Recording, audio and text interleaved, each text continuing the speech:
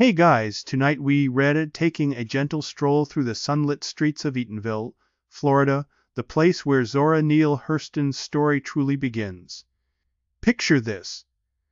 You wandering under a sky so blue it almost hums, the air thick with the scent of orange blossoms and a hint of wood smoke from a neighbor's stove. Eatonville is, just any small town. It's the first incorporated all-black town in the United States, and tonight it's alive with the music of daily life. Gossip, the distant clink of dominoes on a porch table. You might not keep up with all the local lingo or the endless parade of nicknames, but darn't it worry, Zora's world is about soaking it all in, not getting every detail right, so before you get comfortable, take a moment to like the video and subscribe. But only if you genuinely enjoy what I do here. And hey, drop your location and local time in the comments. I love seeing where you were listening from, whether you were a bustling city or somewhere as sleepy as Eatonville after dusk. Now, dim the lights, maybe turn on a fan for that soft background hum, and let ease into tonight's journey together. You step onto Eatonville's main street, sunlight dappling through the mossy oaks. The town is small, but it pulses with its own rhythm, like a jazz tune that never quite repeats itself. Here everyone knows everyone, and every face tells a story, sometimes two or three depending on who's asking. You hear the slap of bare feet on packed earth, the creak of a rocking chair, and the gentle rise and fall of voices swapping stories on the porch. In Eatonville, sportingly is not just a pastime, it's a way of life, a currency more valuable than any coin. You spot a young girl, Zora, herself darting between houses, her eyes wide with curiosity and mischief. She's got a knack for listening, for slipping into the background just long enough to catch the juiciest bits of conversation. Scholars still debate whether her eavesdropping was a learned skill or a natural gift. But either way, she's already collecting the raw material for a lifetime of stories. Zora's Eatonville is a place where the boundaries between fact and fiction blur as easily as the line between sunlight and shadow. At one moment, you are hearing about Old Joe's legendary fishing exploits. The next, you were swept up in a tale of haunted trees and secret midnight meetings. The town olders, perched on their porches like wise old owls, know how to spin a yarn so convincing you'll swear it happened just last week, even if it's been told for generations. It's easy to see why Zora would later write, "I do not belong to the sobbing school of Negrohood." In Eatonville, pride runs deep. The mayor tips his hat as you pass, and the church bell rings out, calling everyone to Sunday service, or the occasional impromptu picnic. There is a sense of possibility here, a belief that your story matters, no matter how humble your beginnings. If you listen closely, you can almost hear the future author's laughter mingling with the cicadas, a sound that promises more to come. One quirky fact about Zora's childhood: she claimed to have been born in 1901, shaving a decade off her real age. Was it vanity, or just a clever way to keep people guessing? Scholars still debate whether she did it for a job application, or simply to add a bit of sparkle to her legend. Either way, it's a move that would make any Eatonville storyteller proud. As you wander, you notice the town's colors: sun, bleached pastels, crimson porch swings, the deep green of orange groves stretching to the horizon. The air is thick but gentle, and every so often a neighbor waves or calls out a greeting, as if you always belonged here. You realize that in Eatonville, everyone's a character, and every day is a new chapter. You pause by the general store, where a group of men debate the best way to cook catfish. Bleak Zora, never one to shy away from a good argument, chimes in with her own opinion, loud enough to be heard, but quick enough to dodge any chores that might come her way. Her wit is already legendary, and you can sense that she's destined for bigger stages. Zora Neale Hurston would later become one of the central figures of the Harlem Renaissance, her writing celebrated for its vibrant portrayal of black Southern life. But here in Eatonville, she's just another kid with big dreams and even bigger ears. You catch a glimpse of her father, the town's preacher and later mayor, his booming voice echoing through the church on Sundays. Zora's relationship with him is complicated, a mix of admiration, frustration, and the kind of stubborn love that only grows in small towns.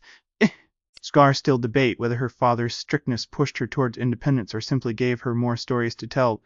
As the sun sets, Eatonville softens. The day's heat fades, replaced by the cool promise of evening. Fireflies blink in the shadows, and the porches fill with laughter and song. You feel a sense of belonging, even as an outsider. Maybe it was just the way stories have always brought people together. You settle onto a porch swing, the wood creaking beneath you. Zora plops down beside you, her feet swinging, her eyes shining with the thrill of another day's discovery.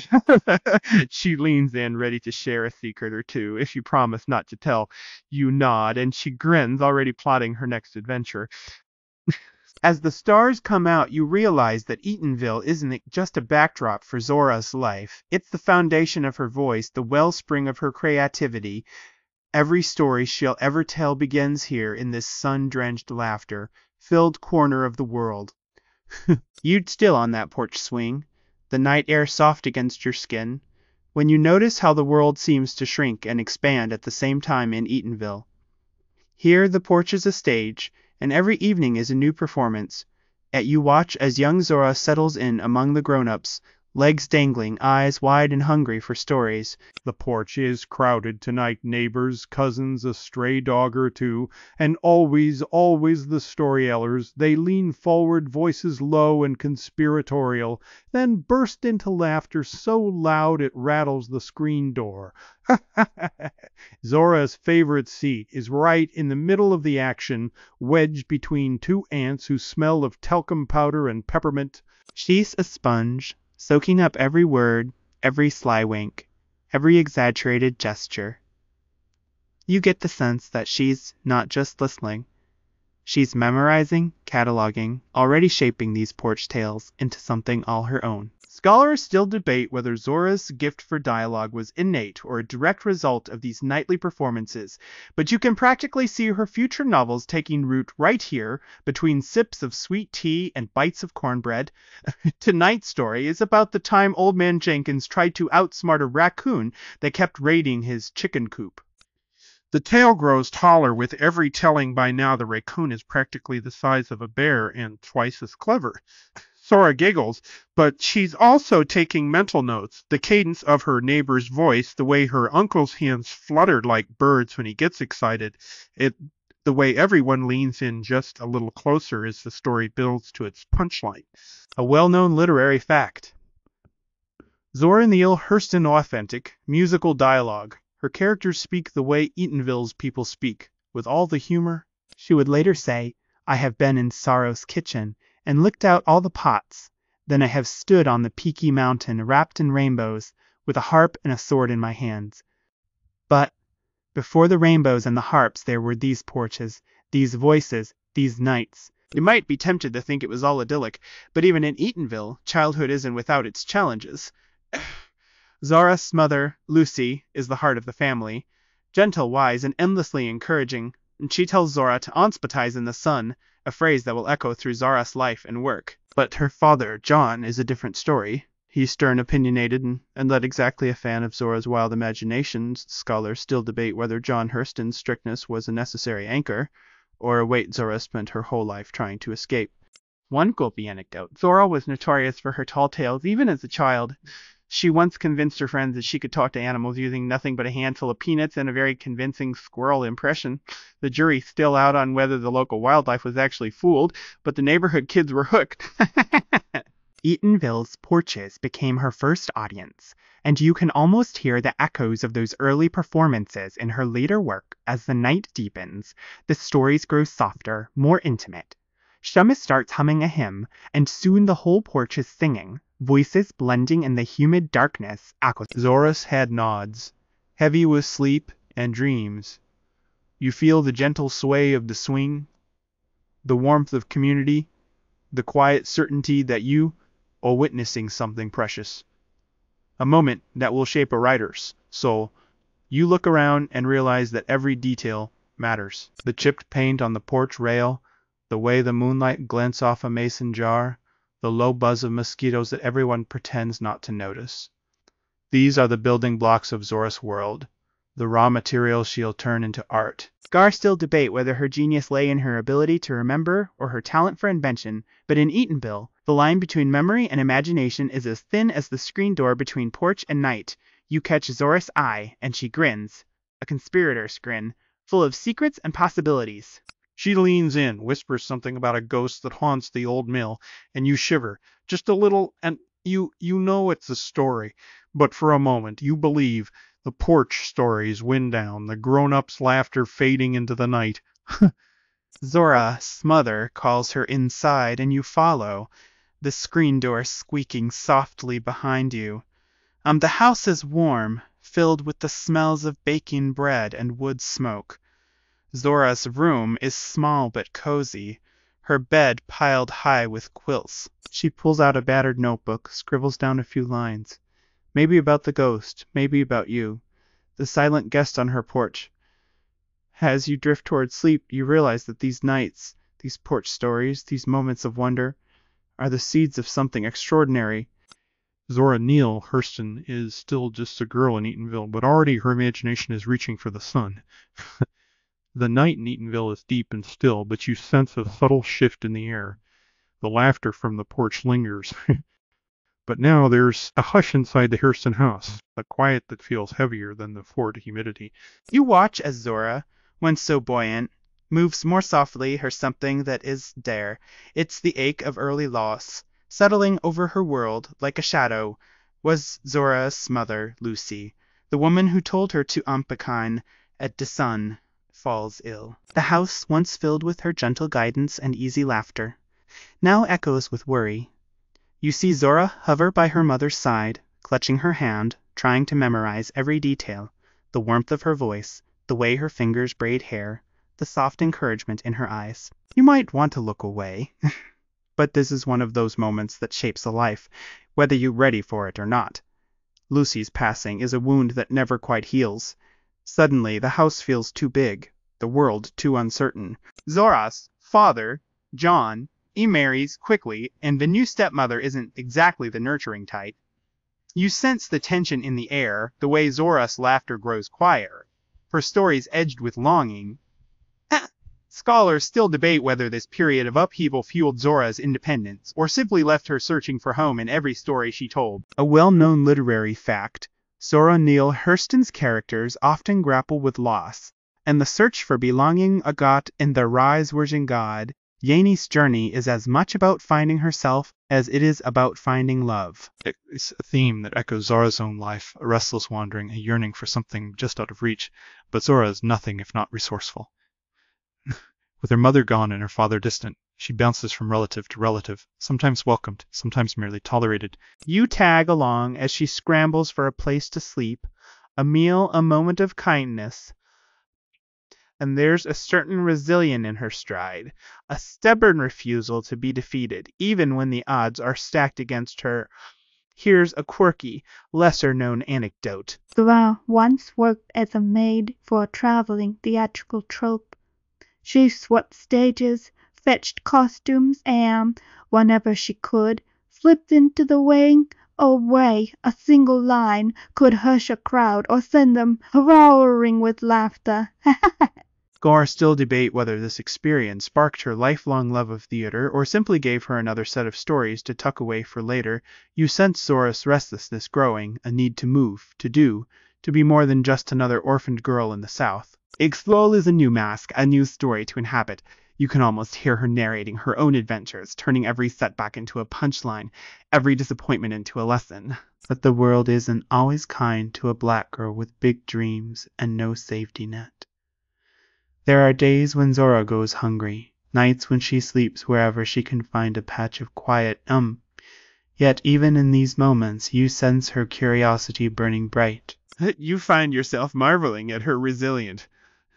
Most people would have folded under the weight of so much loss, but Zora seems to draw strength from every hardship.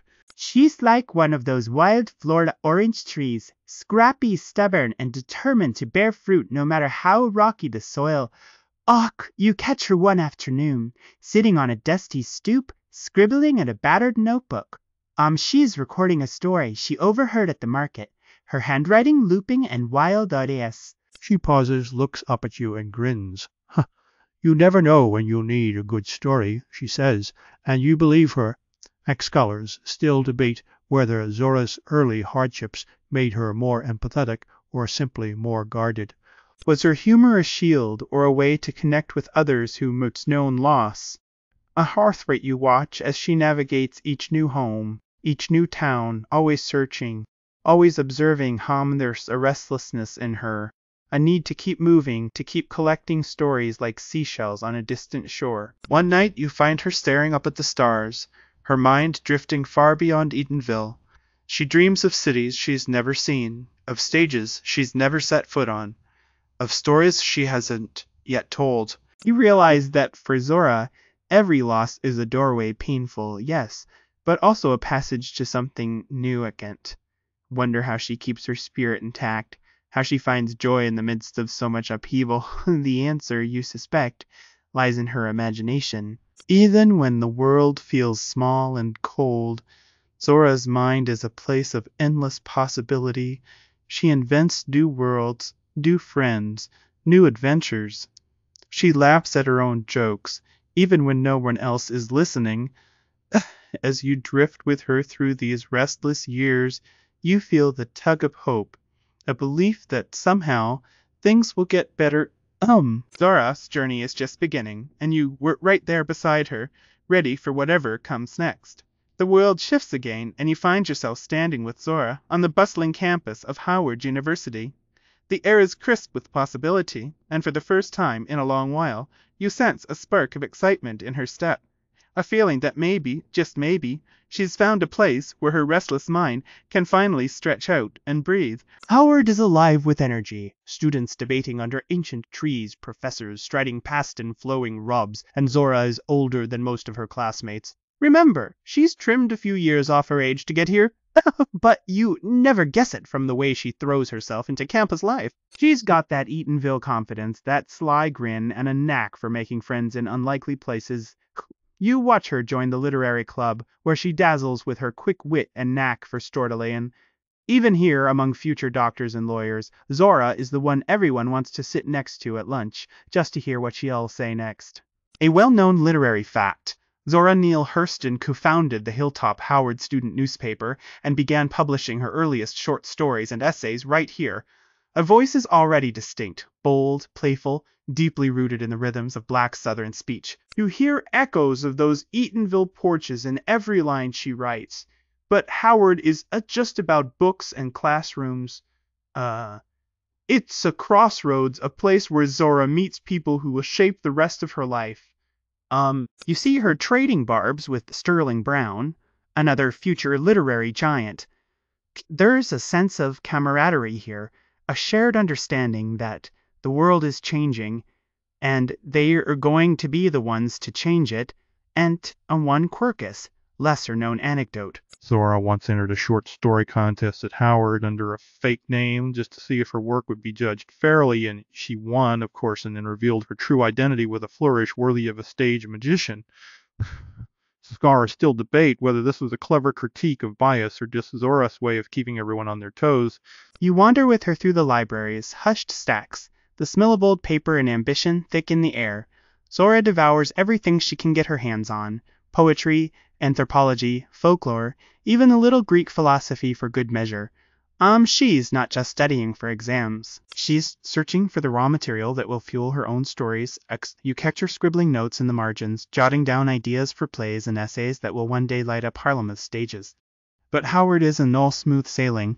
Money is tight, and Zora juggles jobs to pay her way, waitressing, cleaning clean of quite grasp the finer points of English grammar sing. You watch her pinch pennies, stretch meals, and laugh off the hardships with that trademark Hurston humor. If you can survive on cafeteria stew and ambition, she jokes, you can survive anything.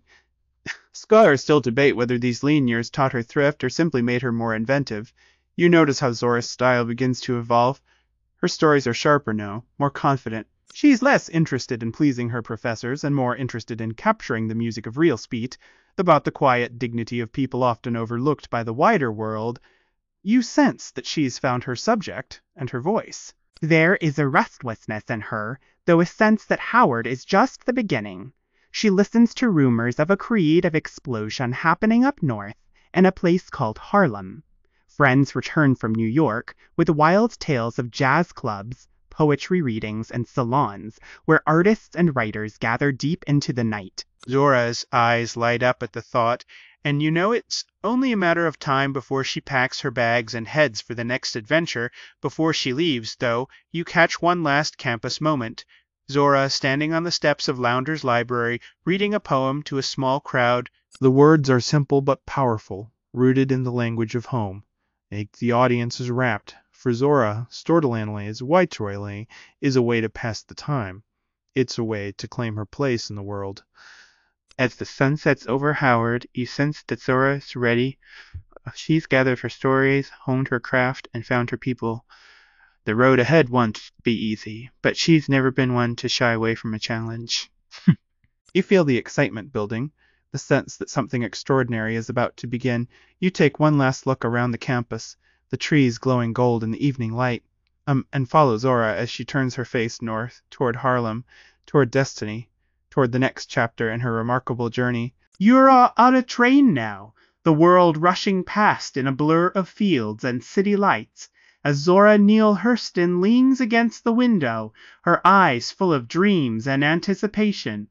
The air inside the carriage hums with possibility. You can almost taste the excitement, the kind that comes with leaving behind the familiar and stepping into a place where anything might happen. Zora's ticket reads New York, but in her mind it might as well say adventure. Harlem is calling, and you, right there with her, heart pounding as the city comes into view. The skyline is jagged and electric, pulsing with jazz and poetry. The streets alive with artists, musicians, and thinkers. It's the 1920s, and the Harlem Renaissance is in full swing. A creative explosion that will change the course of American culture. You step off the train with Zora, the city air sharp and bracing, and instantly feel smaller and bigger at the same time. Well-known literary fact. Zora Neale Hurston quickly became a key figure in the Harlem Renaissance. Her stories and plays celebrated for their wit, authenticity, and deep love of black folklore. She was mingled with the likes of Langston Hughes, Count Cullen, and Aline Locke. Her voice is bold and distinctive as any jazz trumpet on Lenox Avenue. You follow her down crowded sidewalks, past storefronts glowing with neon and speakeasies thumping with music. Harlem is a sensory feast, perfume and sweat, laughter and shouts, the clatter of heels on pavement. Zora moves through it all with the confidence of someone who knows she belongs, even if she's still figuring out exactly where. One Corpet's lesser-known anecdote. Zora once entered a costume ball dressed as a West African queen, complete with a contest, but she did win the admiration of the crowd, and a few new friends who would later become collaborators. Scholars still debate whether this was a calculated move to stand out or simply Zora being Zora, delighting in the theater of everyday life. You find her at a literary salon, perched on the arm of a velvet chair. The crowd is rapt, some are laughing, some are wiping away tears, but all are captivated by her voice, her energy, ability. You realize that Zora isn't just participating in the Harlem Renaissance, she's helping to define it. Mom! But Harlem isn't all glamour and applause. There are late nights spent revising stories by candlelight, rejection letters that sting more than she'll admit, and the constant hustle to pay the rent. Lake Zora takes odd jobs, waitressing, editing, even ghostwriting for other writers. She laughs about it, but you can see the determination in her eyes. You can eat applause, she jokes, but you can live on hope and a little bit of luck. Scholars still debate whether her willingness to take on any job was a sign of her resourcefulness or a symptom of the era's limited opportunities for black women writers. You notice how Harlem changes Zora's writing. Her stories are sharper, her characters more complex. She draws inspiration from the city's energy, its contradictions, its endless supply of stories. She writes about jazz musicians and street vendors, about love and heartbreak, about the search for identity in a world that's always shifting. Her dialogue crackles with life, her descriptions shimmer with color and sound. You tag along as Zora attends readings at the 135th Street Library, debates politics at smoky cafe indices, and dances until dawn at rent parties. Shops everywhere at once, soaking up the city's energy. turning every encounter into material for her next story. You realize that Harlem is more than just a backdrop. It's a crucible, a place where Zora's talent is forged and tested. One night you find her on a rooftop, gazing out over the city mond, the light stretched to the horizon, and Zora's face is lit with a quiet joy. "This is what I came for," she whispers, "to be part of something bigger than myself." You sense that she's found a kind of home here, not the safe, predictable comfort of Eatonville, but a wild, exhilarating sense of possibility. Scholars still debate whether Zora's time in Harlem was the happiest of her life, or simply the most productive. Was she truly at home among the city's artists and intellectuals, or was she always a bit of an outsider, watching and recording, never quite belonging? Hurston. You suspect the answer is both, that Zora thrived on the tension between insider and outsider, home and away, tradition and innovation. As the sun rises over Harlem, you feel the city's pulse in your bones. Zora is already up, notebook in hand, ready to chase the next story. You follow her down the stairs, out into the morning light, eager to see what wonders the city will offer up today. You'll find yourself on a dusty southern back road, the air thick with the scent of pine and the distant promise of rain. Zora is at your side, notebook in hand, her stride purposeful and her eyes always scanning for the next story. Harlem's glamour lingers in her memory, but now she's returned to the South, drawn by a calling that's part curiosity, part devotion, a quest to collect the folklore songs and sly jokes that pulse through black communities like a secret, living river, cant. "The car you riding in is old and rattling, its engine coughing in protest at every pothole." Zora laughs at its stubbornness, patting the dashboard as if coaxing a mule. "If it gets us to the next story, it's good enough for me," she says, grinning. You pass fields where sharecroppers bend over rows of cotton, their voices rising in work songs that Zora insists on stopping to record. Sheik's never shy about introducing herself, and you watch as she wins over even the most skeptical elders with her quick wit and genuine interest, a well-known literary fact. Zora Neale Hurston's fieldwork as an anthropologist and folklorist was groundbreaking, sponsored by a fellowship from Barnard College, where she was the only black student at the time. She traveled through Florida, Alabama, and Louisiana, collecting hundreds of folk tales, spirituals, and oral histories that would shape her later fiction and preserve a priceless cultural legacy. But the work isn't all academic. Zora's fieldwork is as much about laughter as it is about learning. One quirky anecdote: she once convinced a group of suspicious storytellers in Polk County, Florida, to open up by out-joking them, trading tall tales late into the night until everyone was double over with laughter. Scholars still debate whether her greatest gift was her ear for dialect or her ability to make anyone feel like an old friend. You watch as Zora scribbles notes while an old woman recounts a story about a rabbit who outsmarts a fox, her voice rising and falling like a lullaby. Children gather at her feet, wide-eyed and giggling at the twists and turns. Zora records every detail, the cadence, the gestures, the sly asides.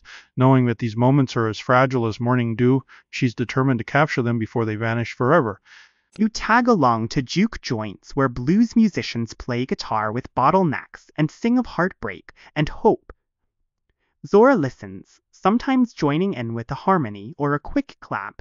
Always encouraging, always learning, she fills her notebooks with lyrics, jokes, and recipes, convinced that every scrap of daily life is a piece of a larger story she's trying to tell Mum. The road isn't always easy. There are places where Zora is greeted with suspicion, where her northern education and city ways set her apart. Sometimes she's turned away, doors closed, voices hushed. But she never gives up. "You have to sit a while," she tells you, "let people see you. Cost to passing through." Scholars still debate whether her persistence was a matter of pride, necessity, or simply the stubbornness that Eatonville bred into her bones. One evening, you find her in a small-town church, the congregation swaying as they sing a spiritual that echoes up to the rafters. Zora's eyes are closed, her face serene, as if she's storing the sound for a day when she'd need it most. Later, she jots down a line in her notebook. You realize that she's not just collecting stories. She's gathering the soul of a people. You share long, quiet drives with her, the radio silent, the world outside painted in shades of green and gold. Gwant. Zora hums to herself, sometimes breaking silence with a joke or a sudden burst of laughter. She says, and so the best stories are the ones you almost miss because you too busy looking for something bigger. You nod, understanding now how her field work is less about the destination and more about the journey. At night, you camp under a sky crowded with stars, the air buzzing with crickets, and the distant bark of a hound.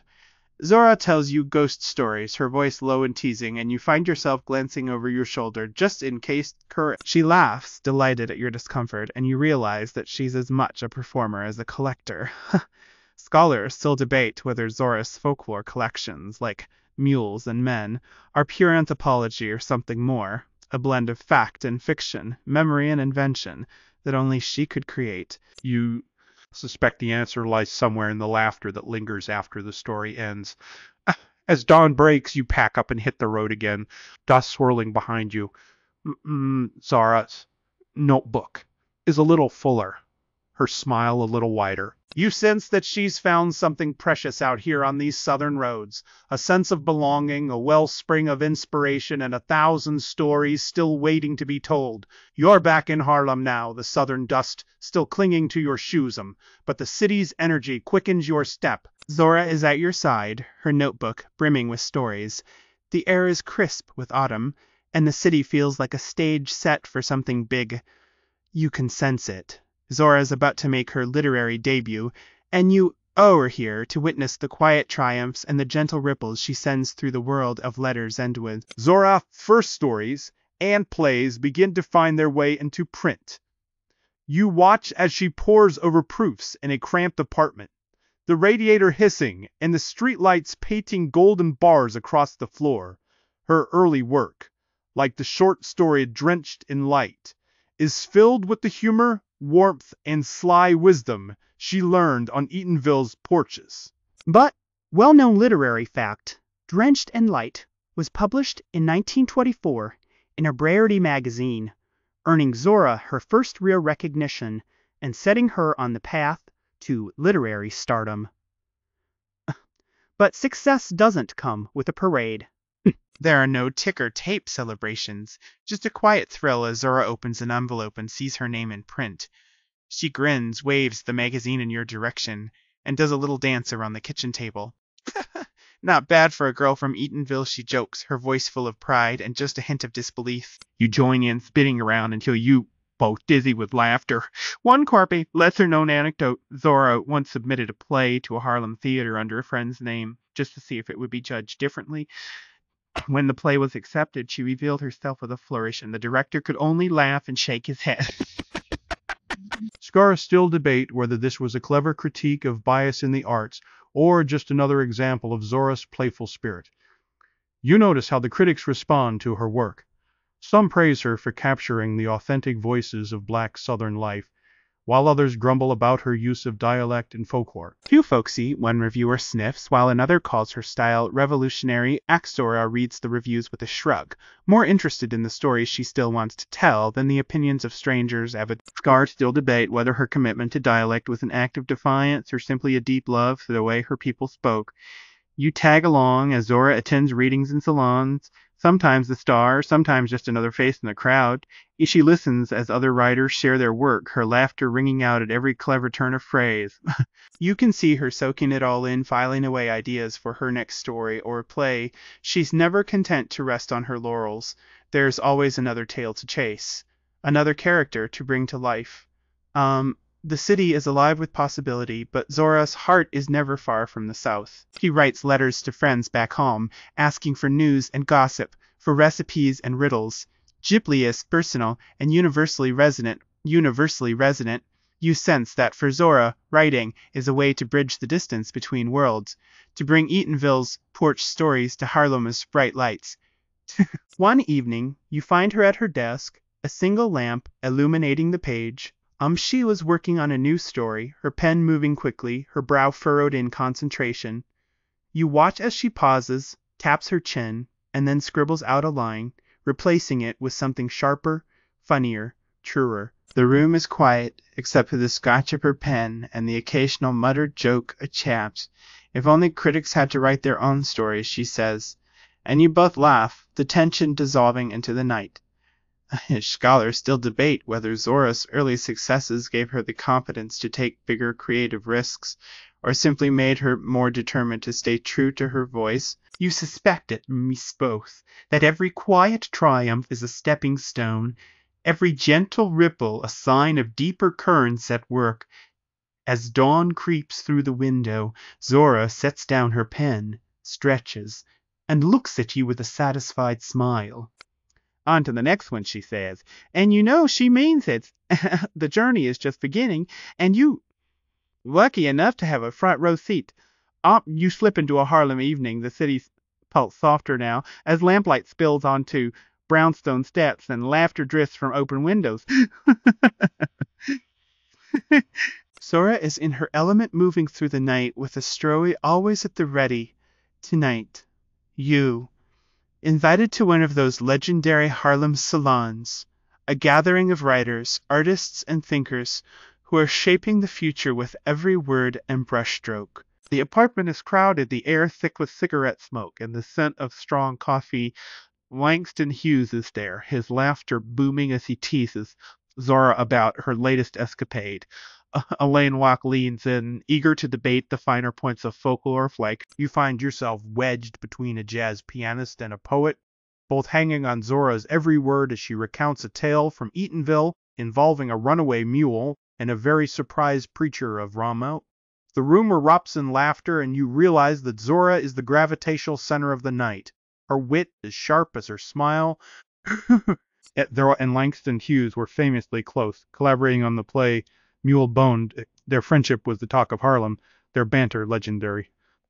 But as with all great stories, there were twists and turns, feuds and reconciliations, moments of warmth and stings of pride. Scholars still debate whether their falling out over Mule Bohm was a matter of creative differences, bruised egos, or simply the inevitable clash of two brilliant minds. You watch as Zora moves through the crowd, her laughter infectious, her stories weaving everyone together. She's quick with a compliment, quicker with a joke, and never afraid to poke fun at herself. One quirky, lesser-known anecdote. Zora once challenged a group of writers to a plying contest, insisting that whoever told the tallest tale would win a slice of her famous sweet potato pie. She won. Of course, her story involved a talking alligator and a moonlit dance on the banks of Lake Okekove. The pie was devoured, and the legend grew a cant. But not every night is all fun and games. You sense the undercurrents, the rivalries, the whispered critiques, the pressure to be brilliant. Zora feels it too, and sometimes her laughter is a little too loud, her stories a little too wild.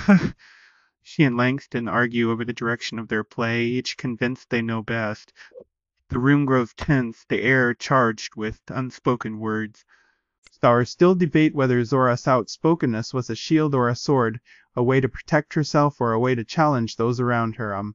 You notice how Zora's friendships are as vibrant and complicated as her stories. She is fiercely loyal, quick to defend her friends, but she expects the same in return, and when someone crosses her, the fallout is swift and dramatic. Yet, even after the storm, there's often forgiveness. A shared joke, a knowing glance, a silent agreement to let the past be past. The night deepens, and the salon thins out. Zora and a few close friends linger, sipping coffee and trading dreams. She talks about her next big project, her desire to capture the full sweep of Black life in America. The joys and sorrows, the music and the silence. You sense her ambition, her hunger to create something lasting. Stories are how we remember, she says, her voice soft but certain, and how we remembered. One last quirky image. Zora once tried to teach Langston Hughes how to dance the Eatonville shuffle. He was hopeless, but the laughter that echoed through the apartment that night became part of Harlem's mythic history. Scholars still debate whether the shuffle was a real dance or just another of Zora's inventions, but it hardly matters. The memory lingers sweet and a little bit wild. As dawn approaches, you step out onto the stoop with Zora, the city quiet and expectant. She looks up at the sky, her breath visible in the chill air. There's always another story, she says. And you know she's right. The friendships, the feuds, the laughter, and the nights, we're all part of the tapestry she's weaving, one thread at a time. You follow her down the street, the city waking around you, the promise of new stories shimmering in the morning light. You find yourself in a quiet Harlem apartment, the city's noise muffled by thick curtains and the steady scratch of Zora's pen. She is at her desk, hunched over a battered notebook, the lamplight casting golden halos on the walls. Tonight, you witnessing something extraordinary. The birth of a literary masterpiece. Zora is writing their eyes, word can God. And you can almost feel the electricity in the air, the way inspiration crackles and leaps from her mind to the page as she pauses staring out the window at the moonlit city. Her thoughts drift south to Florida, orange groves and sun-drenched roads, to the porch stories and laughter of Eatonville.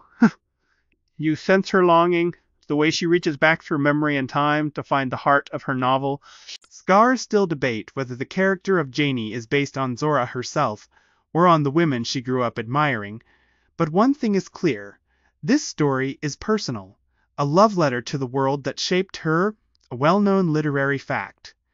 Their Eyes Were Take God, published in 1937, is now considered one of the greatest American novels of the 20th century, but at the time it was met with mixed reviews. Some critics praised its lyrical beauty, while others dismissed it as too implicit, too rooted in dialect and folklore. Zora read the reviews with her usual shrug, more interested in the truth of her story than in pleasing the literary establishment. You watch as she writes late into the night, her pen flying across the page. She draws on memories of moonlit nights in Florida, of love found and lost, of storms that shake the very foundations of a life, of the one quirky, lesser-known anecdote.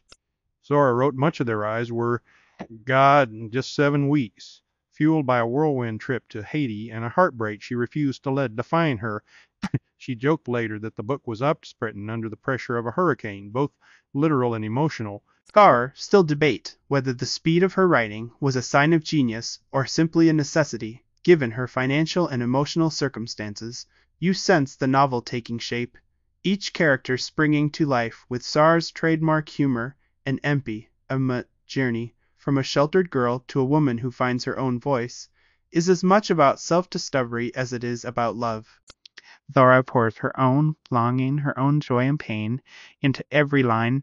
She writes dialogue that things that linger like the taste of ripe fruit. You notice how the city outside seems to fade away as Zora writes. The only sounds are the scratch of her pen, the occasional sigh, and the distant hum of a jazz band drifting up from the street.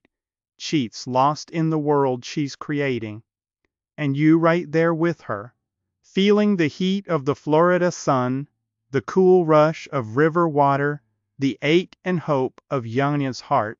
Scholars still debate whether Their Eyes Were Lucci God is a feminist novel, a love story, or something else entirely. Some see it as a celebration of black womanhood, others as a universal tale of longing and resilience.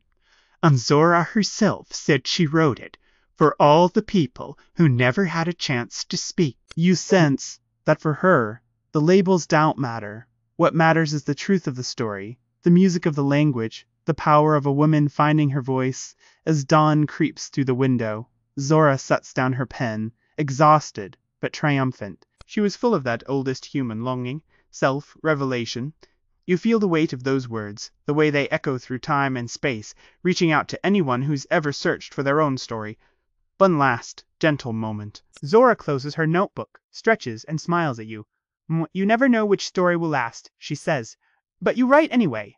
You write because you have to. Oh, the city stirs outside, and you realize you've witnessed the creation of something timeless. A story that will outlive even the brightest Harlem morning. You're on the move again, this time with Zora packed and ready for another journey, her suitcase battered, her notebooks overflowing, her spirit as restless as ever. The acclaim from Their Eyes Were Sung God still lingers, but Zora isn't the one to rest on her laurels. There is more to see, more to learn, and as always, more stories to collect. You join her on research trips that take you from the swamps of Florida to the bustling streets of New Orleans, each stop another chapter in her ongoing quest to capture the soul of Black America. Up. The road is long and winding, sometimes glamorous reputation as a folklorist and anthropologist grows, and invitations arrive from universities, museums, and even the federal government. Shucks to document everything from children's games to funeral rites, from voodoo ceremonies to the secret language of juke joints. Zora's field work in the South, funded by the Works Progress Administration, led to some of her most significant contributions to American folklore, including the book Mules and Men Ek. But fame is a fickle companion. You notice the subtle shadows that creep in. Money runs short, and Zora's work, though celebrated in some circles, is dismissed or misunderstood in others. He laughs about it as she always does, but you can hear the worry in her jokes. You cannot pay rent with a good review, she quips, stuffing rejection letters into a drawer already overflowing with them. Scholars still debate whether Zora's financial struggles were the result of racism in publishing, her refusal to compromise her voice, or simply the antithetical nature of a writer's life in the 1930s. One quippy, lesser-known anecdote. During her fieldwork in New Orleans, Zora apprenticed herself to a famed voodoo priestess, learning rituals and collecting charms, as she once spent a night locked in a dark room surrounded by candles and chanting, just to witness a secret ceremony. The next morning she emerged with a new story and a handful of mysterious amulets which she claimed kept her safe from bad luck on the road. Scholars still debate whether Zora truly believed in voodoo's power or simply respected its place in the culture she was documenting. You travel with her to small towns and big cities, to church picnics and midnight gatherings. Laura is always listening, always asking questions, always scribbling notes on whatever scrap of paper she can find. She's welcomed in some places with open arms, and others with suspicion. You sense the toll it takes, nights spent in cheap hotels, meals skipped to save money, the loneliness that sometimes creeps in when the applause fades, and the work is all that remains. Men still. Zora's joy is undiminished. She finds delight in the smallest things, a child's joke, a new melody, the way the light falls across a dusty road. She tells you, if you can find joy in the journey, you will never find it at the end. You believe her, especially when you see how her laughter can light up even the darkest room. Scholars still debate whether Zora's fieldwork was more important than her fiction, or if the two are inseparable, each feeding the other, each drawing from the same deep well of curiosity and love. You watch as she weaves folklore into her stories, turning oral history into literature, making the voices of the South sing on the page. One evening, you find her sitting by a riverbank, notebook in hand, listening to the frogs and the distant sound of gospel music. She writes a line, then pauses, looking out over the water. There's a story in every ripple, she says quietly. You just have to listen long enough to hear it. So the sunset's painting the sky in shades of orange and purple, and you feel the quiet magic of the moment. Zora's fortunes may rise and fall, but her passion for storytelling never wavers. She keeps moving, keeps listening, keeps writing, determined to capture the beauty and complexity of the world she loves. You realize that for Zora, the journey is the destination, and every story, no matter how small, is worth telling. You were in a new chapter now, following Zora as she shifts from fieldwork and literary fame to the quieter, steadier rhythms of teaching and travel. The applause of Harlem's salons has faded, replaced by the hum of classrooms and the shuffle of chalk on blackboards. Zora's hair is streaked with gray, and her laughter carries a softer note, but her eyes are as bright as ever, always searching for the next story, the next spark of inspiration. She's teaching in North Carolina now, at North Carolina College for Negroes, and you slip into the back of her classroom, watching as she commands the room with her signature blend of wit and wisdom. The students are captivated, hanging on her every word as she brings Eatonville to life, weaving tales of porch stories and moonlit adventures. A well-known literary fact.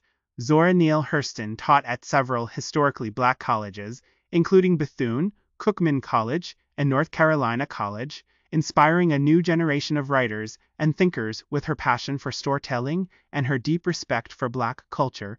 But Zora isn't content to stay in one place for long. You find her packing a suitcase again, setting out for Honduras on a Guggenheim Fellowship. She's chasing a new story this time, hoping to uncover the secrets of a lost Mayan civilization. The jungle is thick and wild, the air buzzing with insects and possibility. Zora plunges in, notebook in hand, undeterred by heat, mud, or the occasional snake. She writes home about her adventures, her letters filled with wry observations and the occasional complaint about the local cuisine and If you never tried iguana stew, she jokes, you haven't truly suffered for your art. Scholars still debate whether her time in Honduras was a fruitful expedition or simply another chapter in her restless quest for discovery, one corpus, lesser-known anecdote. Zora once attempted to teach her students the Eatonville way of storytelling, encouraging them to perform their tales with gestures, voices, and even a bit of dancing. The classroom erupted into laughter and applause, and for a moment it felt like the porches of Eatonville had come alive in the heart of the college. Scholars still debate whether this teaching style was ahead of its time or just another example of Zora's refusal to do things by the book. You notice how Zora's travels broaden her perspective, infusing her writing with new rhythms and colors. She pens essays about her experiences abroad, blending anthropology and autobiography, fact and folklore. her stories are richer now, layered with the wisdom of a woman who has seen the world and still finds magic in the everyday. But the road isn't always easy. There are setbacks, disagreements with college administrators, dwindling book sales, and a constant pressure to prove herself in a world that often undervalues black women's voices. You cannot let the world shrink your joy, she tells you one evening, her voice soft but firm. You have to keep finding new ways to grow.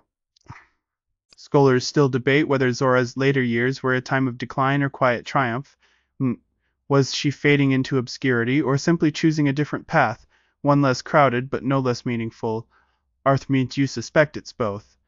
That Zora's journey is defined not by the applause she receives, but by the stories she continues to tell, the lives she continues to touch. One afternoon, you find her in a sunlit classroom, surrounded by students eager to share their own stories.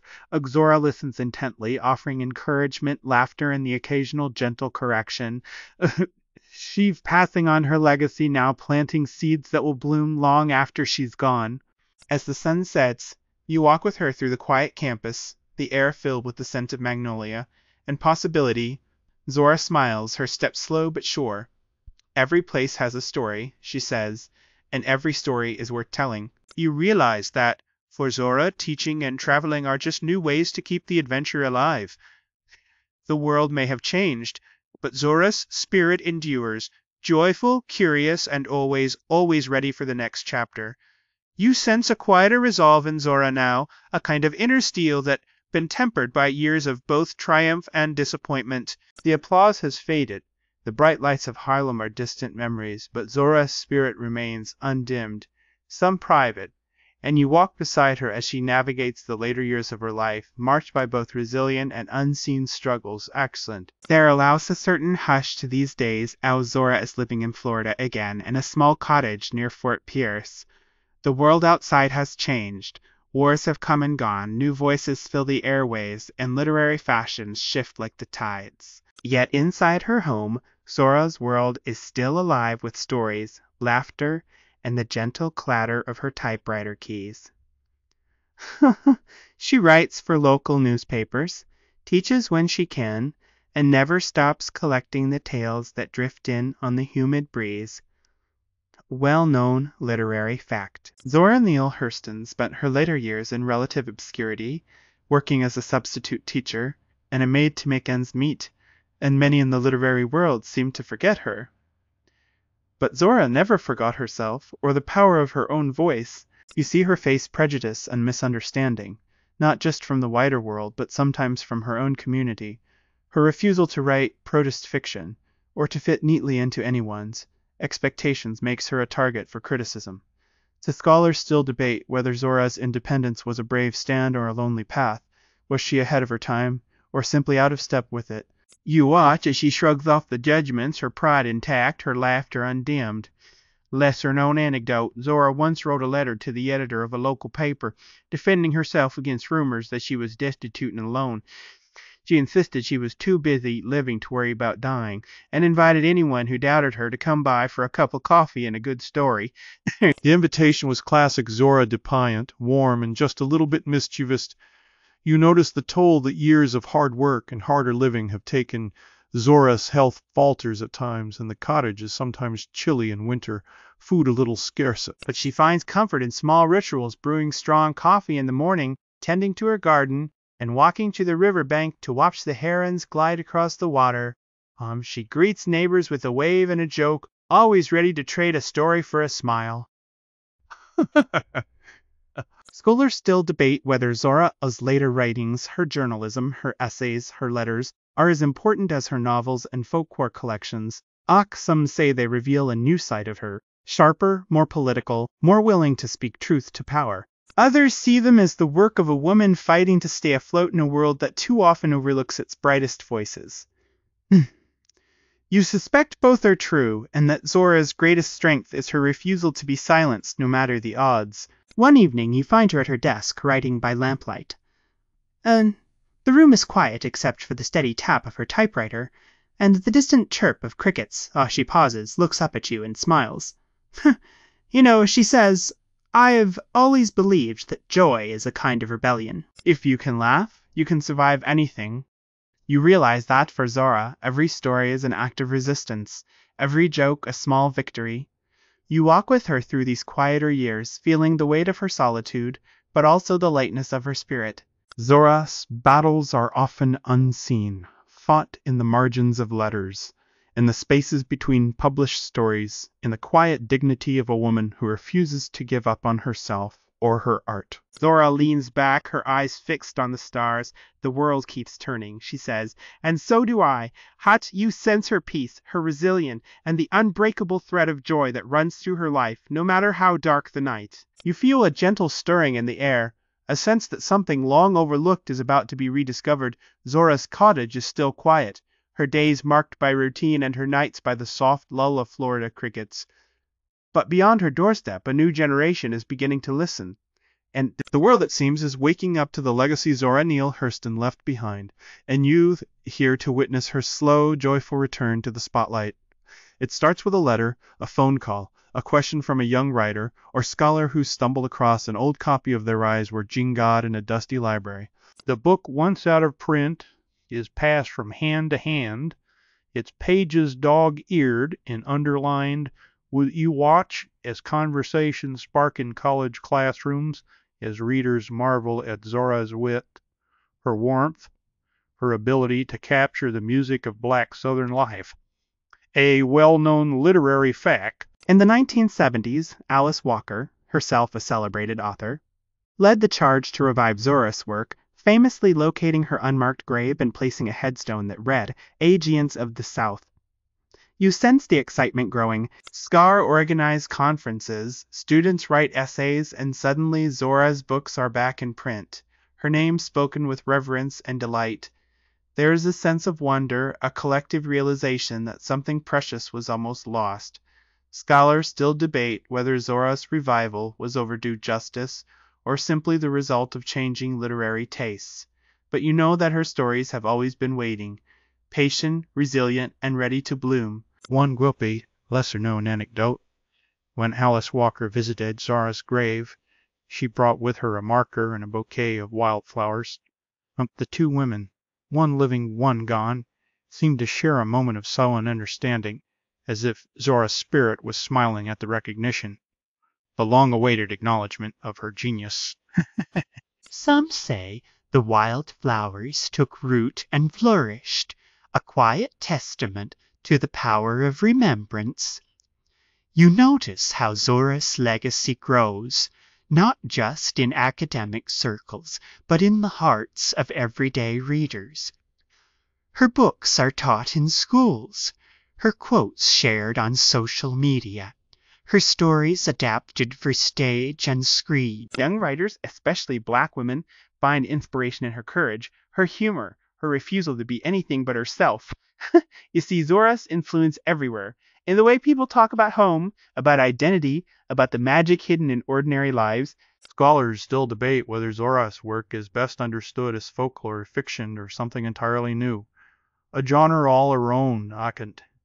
You watch as critics and fans alike try to pin her down, only to find that she slips through their fingers, laughing all the while. Zora, it seems, is always a step ahead, always dancing just beyond the reach of easy definition. One afternoon you visit a library where a group of students is reading Their Eyes Were Reaching God aloud.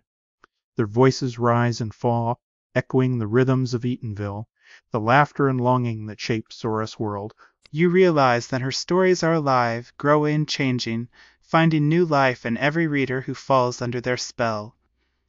As the sun sets, you walk back to Zora's cottage, feeling the warmth of her legacy all around you. The world has remembered her at last, and her words are once again lighting the way for dreamers, storytellers, and seekers of joy. Zora's journey is far from over. Her stories live on, carried by every voice that dares to jump at the sun. You linger in the soft glow of Zora's legacy, feeling the joyful spirit that threads through every story she ever told. Even now, with the world finally celebrating her genius, Zora's laughter echoes, gentle, irrepressible, and full of mischief. Her greatest gift wasn't just her words, but the way she lived, with courage, with curiosity, and with a boundless delight in the everyday wonders of life. You notice how people speak of her now, with affection, with awe, with the kind of reverence reserved for those who dared to be themselves in a world that demanded conformity. Zora's name appears on syllabi, in book clubs, on the lips of young writers searching for their own voices. A well-known literary fact. T.A. The Rise Where Hutching God is considered one of the essential works of American literature, studied alongside the likes of Faulkner, Hemingway, and Morrison, and her influence ripples outward, inspiring not just writers but musicians, fulfairs, and artists of all kinds. But it's not just the accolades or the critical acclaim that matter. You see Zora's spirit alive in the smallest moments. A child improvising a story on a sunlit porch, a grandmother sharing a family legend, a community gathering for a night of laughter and song. Zora's legacy is communal, rooted in connection and joy by a still debate whether her work is best understood as a celebration of Black Southern culture or a universal ode to the human spirit. You suspect the answer is both, that Zora's magic lies in her ability to honor the particular while speaking to the universal. One gripping, lesser-known anecdote: at a literary festival held in her honor, a group of schoolchildren staged a pox-beady contest, in the tradition of Eatonville, complete with wild tales of talking animals and magical trees. Local elders declared everyone a winner, and the laughter that rang out was pure Zora. Playful, inclusive, and utterly unconcerned with who had the tallest tale. Some say that for a moment Eatonville itself seemed to shimmer with her presence, as if Zora herself were sitting on the porch, egging them on. You reflect on the courage it took for Zora to live as she did, to claim joy in the face of hardship, to insist on her own voice when others tried to silence her, to find wonder in the ordinary and magic in the mundane. Her stories are full of laughter but also resilient. They remind you that joy is not the absence of struggle, but the refusal to let struggle define you. Scholars still debate whether Zora's joyful spirit was a mask or a mirror. Was she hiding pain behind her laughter, or was her laughter the truest expression of her soul, or sprayed? You find yourself believing in the latter, especially when you remember her words. I do not weep at the world. I am too busy sharpening my oyster knife. As twilight deepens, you sense Zora's presence everywhere. In the rustle of Spanish moss, in the rhythm of a well-told joke, in the quiet pride of a community that knows its stories matter. Her joyful spirit endures, undimmed everyone who listens, to jump at the sun, to laugh a little louder, and to cherish the stories that make us who we are.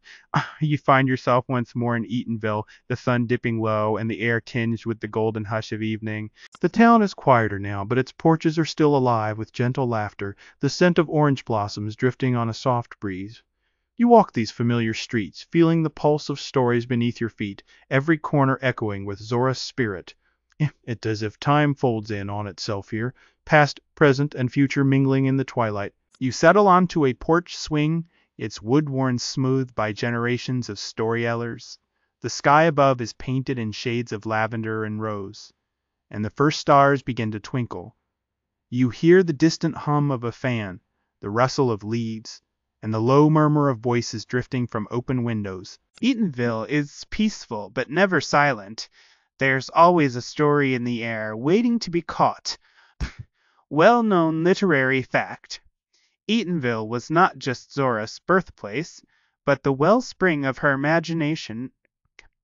She returned to it again and again in her writing, drawing on its rhythms and rituals to create worlds that felt both magical and real.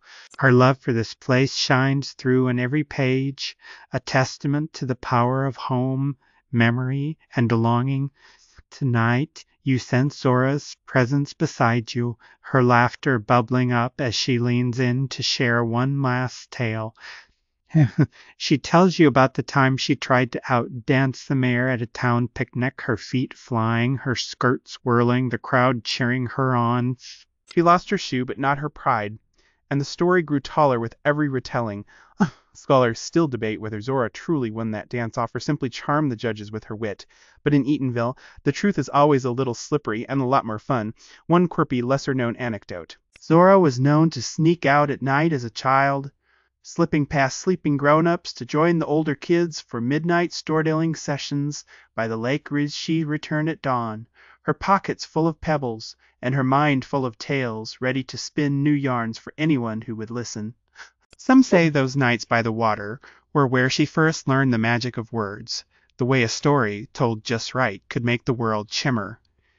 You watch as the town settles into night. Porch lights flickering on, crickets tuning up their lullaby. There's a sense of comfort here, a feeling that you exactly where you meant to be.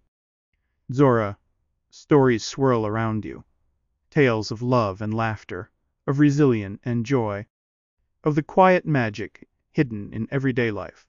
Scholars still debate whether Zora's legacy is best honored by reading her books, telling her stories, or simply living with the same fierce joy she brought to everything she did. You suspect it does all of these, and more. As the evening deepens, you close your eyes, letting the gentle rhythms of Eatonville lull you into peaceful dreams. The air is softer now, the world settling into a hush that feels almost sacred. You let your breath slow, your body sink deeper into comfort as the gentle sounds of Eatonville drift through the night.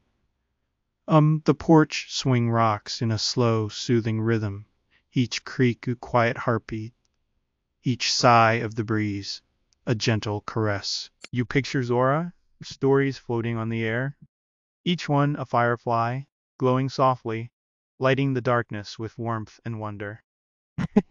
The laughter from the porches fades into a memory, the voices growing quieter, until all that remains is the steady hum of night and the sense of belonging that comes from knowing you are part of something timeless. You feel the weight of the days slip away, replaced by a lightness that is both calming and reassuring. The stars above are brighter now, scattered across the sky like tiny promises. You imagine Zora herself, somewhere out there, smiling at the world she helped shape, her spirit as joyful and unbreakable as ever.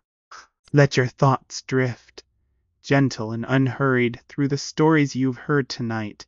Memory, each moment, is a thread in the tapestry of Zora's life, a life lived with courage, curiosity, and a boundless love for the world and its wonders. You are safe here, wrapped in the warmth of community, cradled by the soft arms of night. As you slip towards sleep, know that Zora's stories will keep you company, their gentle magic guiding you into the sweetest of dreams. Rest easy, knowing that joy endures, that stories matter, and that in this quiet Eatonville night, you're never truly alone.